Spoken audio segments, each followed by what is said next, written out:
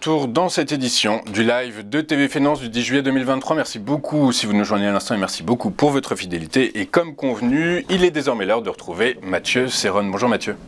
Bonjour. Bonjour, merci d'être avec nous ce matin. Mathieu, je rappelle que vous êtes trader pour compte propre chez Perceval Finance Conseil. Mathieu, le CAC 40 a fini dans le rouge la semaine dernière, moins 3,89%. Est-ce que désormais les 7000 points sont dans le viseur? Et je élargirais même plus, est-ce que les 6800 sont atteignables, pensez-vous, cette semaine? Nous, on a fait une articulation par rapport à 7030. Donc, c'est un niveau qu'on a en tête depuis pas mal de temps, déjà sur le point haut. On estimait que si jamais on passait sous 7030, on aurait un retournement de la tendance long terme. Pour l'instant, on tend vers une neutralisation avec, un petit biais baissier du fait de la baisse de la semaine dernière. Mais il est toujours difficile de se projeter tellement le comportement des marchés est particulier actuellement. Il suffit d'analyser les 2 dernières semaines pour s'en convaincre. Sur le CAC, on a eu donc un fort tirage pour la fin de semestre, 5%, 4,5% précisément de hausse qui ont été intégralement reperdus la semaine dernière. Donc ce qui est clair, c'est que on est dans une phase avec un niveau d'opportunité assez faible. Quoi que l'on fasse, les probabilités donc de réussite ne sont pas maximum et c'est pourquoi il est intéressant de continuer à s'appuyer sur les options. On a une volatilité implicite qui n'est pas très élevée. Donc, en ce qui nous concerne, on privilégie des stratégies directionnelles via les options.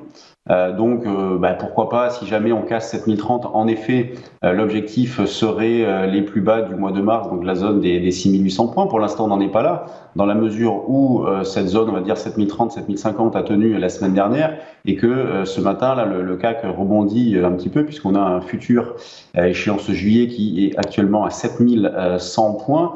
Donc nous, on aborde cette phase en travaillant les deux sens, avec, pour ce début de séance, un achat qui a été proposé sur 7060, donc toujours en attente, et une vente à réaliser vers les plus hauts de vendredi, autour des 7150.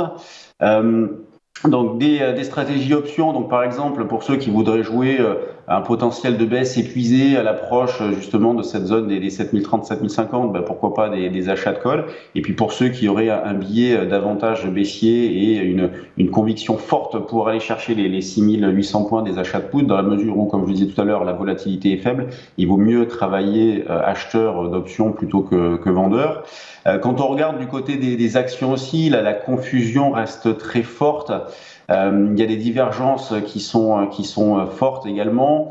Nous, dans cette phase-là, on essaie de trouver des idées sur des valeurs qui sont intéressantes d'un point de vue fondamental et sur lesquelles nous avons des signaux d'achat.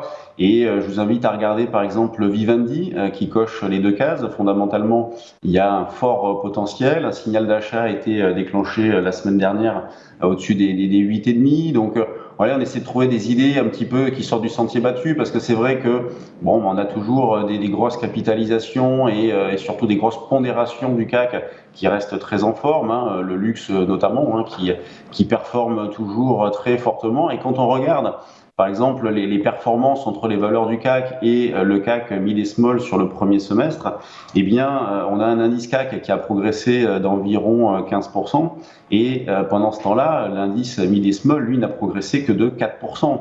Donc c'est pourquoi il faut continuer à privilégier plutôt des prises de position sur des grosses capitalisations au détriment des autres. Alors c'est vrai que nous, sur les petites capis, en ce moment, on regarde de près Genfit.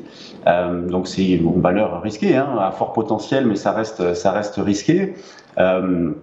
Qui a publié de bonnes choses la semaine dernière et qui vers 3,20, 3,30 est sur un niveau d'achat. Mais c'est vraiment la confusion qui règne sur les marchés, avec des acteurs qui parfois voient le verre à moitié plein, à moitié vide la semaine d'après, ce qui fait que on a vraiment des mouvements qui sont importants dans la mesure où il y a une absence totale de conviction, et ce sont vraiment les pressions techniques et la spéculation qui font que les marchés décalent, parce que sur le fond, d'un point de vue économique, il n'y a pas de gros changements. Alors, ce qu'on va avoir en ligne de mire aussi, ce qui va être déterminant maintenant, ce sont les résultats d'entreprise.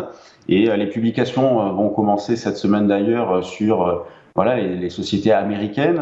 Vendredi, par exemple, nous aurons les publications de JP Morgan, Wells Fargo, BlackRock et Citigroup. Donc des résultats qui vont être scrutés de près. Au niveau du CAC, ça arrive aussi très prochainement la semaine d'après. Donc peut-être que ces petits catalyseurs vont permettre d'y voir un petit peu plus clair.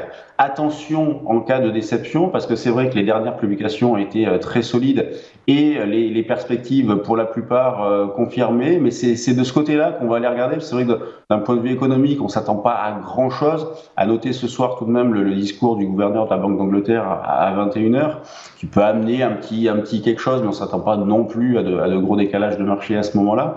Mais c'est vraiment du côté des entreprises qui, jusqu'à présent, n'ont pas déçu, bien au contraire. Mais c'est vraiment de ce côté-là qu'il faut regarder pour trouver des petites idées pour les jours, semaines à venir. Ok, très clair, je vous remercie beaucoup. Je vais ajouter une chose à votre analyse et à votre description quasi complète, c'est que mercredi, on a également un catalyseur du côté de la macro, c'est la publication des chiffres de l'inflation sur l'inflation américaine qui pourrait faire office de catalyseur à la hausse ou à la baisse, même si, comme vous le dites, c'est largement déjà quasiment anticipé par les marchés, mais ça peut créer quand même un peu de volatilité dans la mesure où finalement, il semblerait que les investisseurs aient pris la mesure de ce que pourrait être le risque de taux d'ici à la fin de l'exercice 2023.